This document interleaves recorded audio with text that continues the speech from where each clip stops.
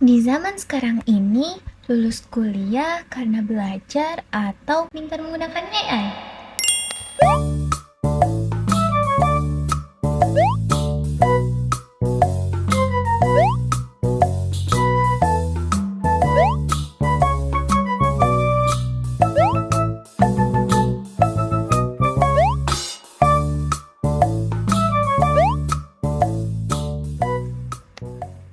Assalamualaikum, halo. Perkenalkan, saya Alia Kwani Abukori, biasanya dipanggil Ali. Saya mahasiswi semester 1 jurusan Pendidikan Vokasional Desain Fashion di Universitas Ibnu Khaldun Bogor. Gimana caranya? Coba dipikirkan secara logika, ayo.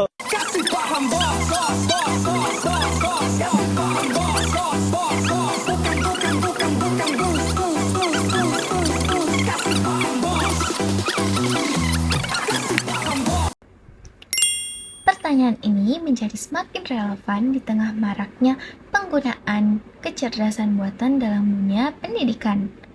Di satu sisi, AI dapat membantu proses belajar dan mempercepat penyelesaian tugas. Misalnya, dengan merangkum materi dalam bentuk PDF, membuat flashcard, hingga menyusun kuis pembelajaran.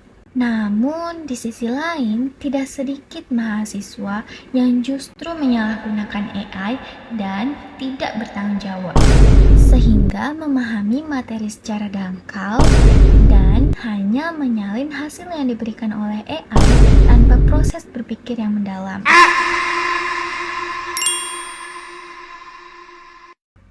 Dalam praktiknya, penggunaan kecerdasan buatan dalam dunia pendidikan maupun perkuliahan memang tidak selalu berjalan secara ideal.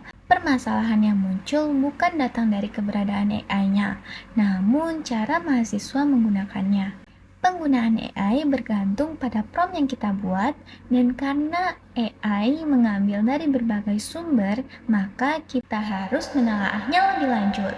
Tidak salah kok menggunakan AI, namun kita harus tetap memahami apa yang kita kerjakan dan lebih bertanggung jawab. Sekarang, banyak mahasiswa yang bergantung pada AI secara berlebihan, sehingga proses berpikir dan pemahaman materi menjadi dangkal. Tugas memang dapat diselesaikan dengan cepat, tetapi proses belajar yang terjadi untuk memahami materi dalam penugasan justru terabaikan.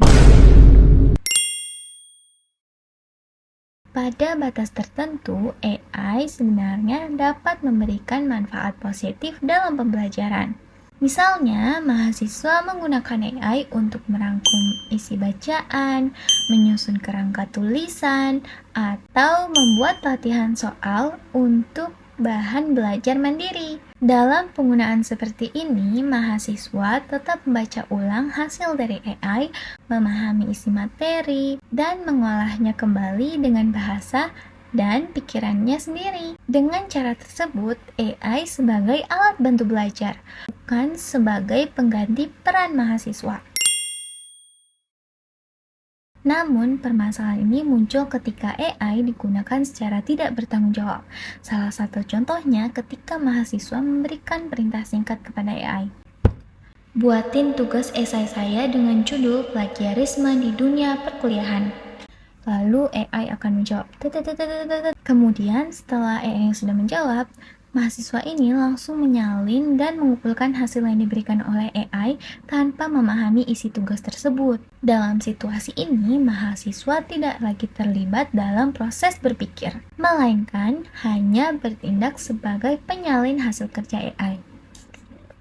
Takutnya. Praktik seperti ini menunjukkan bahwa AI telah menggantikan peran mahasiswa secara keseluruhan dalam proses pembelajaran. Adapun dampak lain tentang AI di dunia pendidikan pada video berikut ini. Perkembangan kecerdasan buatan atau artificial intelligence (AI) di masa kini kian pesat.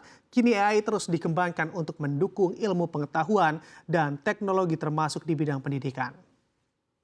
Teknologi ini belakangan membuat gempar sektor pendidikan, pasalnya AI acap kali dinilai dapat meningkatkan kecurangan di antara siswa. Bahkan melalui TikTok viral, video mahasiswa yang membuktikan ChatGPT dapat dengan mudah menyelesaikan tugas akhir perkuliahan. Tak hanya itu, baru-baru ini di India juga muncul tren penjual jasa joki jawaban ujian berbasis ChatGPT dengan biaya ratusan juta rupiah. Kendati demikian, melalui penelitian terbaru yang dipublikasikan pada Educational Evaluation and Policy Analyst mendapati bahwa kecerdasan buatan pada alat umpan balik otomatis dapat meningkatkan pembelajaran siswa di dalam kelas dan juga membantu tenaga pengajar untuk meningkatkan praktik pengajaran mereka.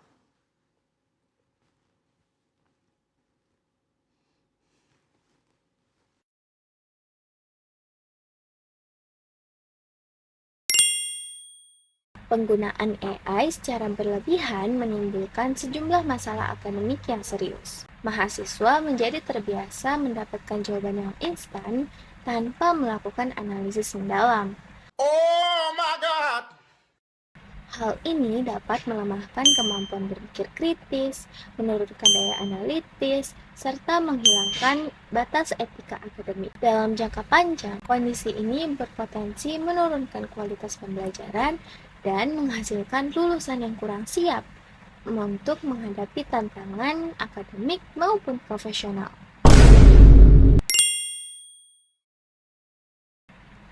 Berdasarkan pembahasan tersebut, dapat disimpulkan bahwa penggunaan kecerdasan buatan dalam dunia pendidikan pada dasarnya memiliki potensi yang besar untuk mendukung proses pembelajaran.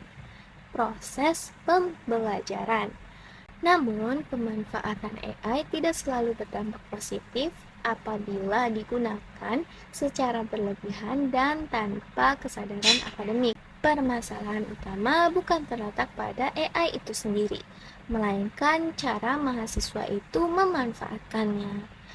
Nah, ketika AI digunakan sebagai pengganti proses berpikir, maka tujuan pembelajaran tidak tercapai dan pemahaman mahasiswa menjadi dangkal.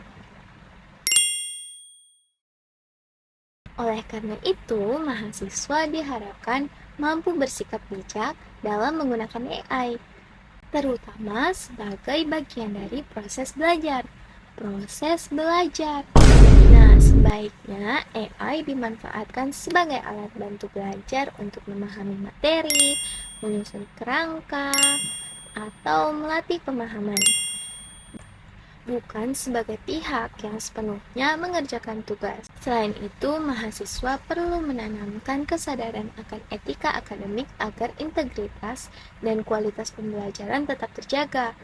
Dengan penggunaan yang tepat, AI dapat menjadi pendukung pembelajaran yang efektif tanpa menghilangkan peran utama mahasiswa sebagai subjek belajar.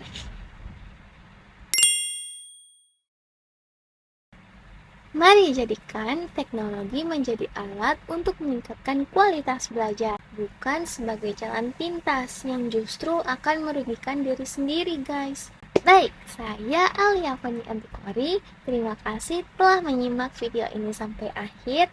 Wassalamualaikum warahmatullahi wabarakatuh. Sampai jumpa.